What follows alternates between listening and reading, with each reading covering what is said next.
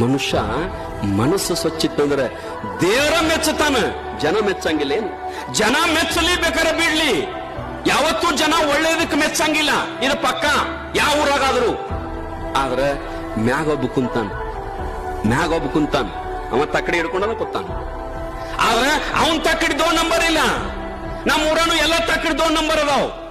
ಆದ್ರ ಪರಮಾತ್ಮ ಹಿಡ್ಕೊಂಡು ಕೂತದ ತಕ್ಕಡೆ ಏನದಲ್ಲ ಅದ್ರಾಗ ಒಟ್ಟ ಒಂದೀಟು ದೋ ನಂಬರ್ ಇಲ್ಲ ಅಂತಂದ್ರ ಅವ ಹೆಂಗ ಬೆಳೆದಾನಲ್ಲ, ನಮ್ಮೂರಾಗ ಅವ ಹೆಂಗ ಬೆಳೆದಲ್ಲ, 2 ಮಜಲ್ ಮನಿ ಕಟ್ಟ್ಯಾನ, 50 ಲಕ್ಷ ರೂಪಾಯಿ ಕಾರ್ಗಡೆ ತಂದಾನ.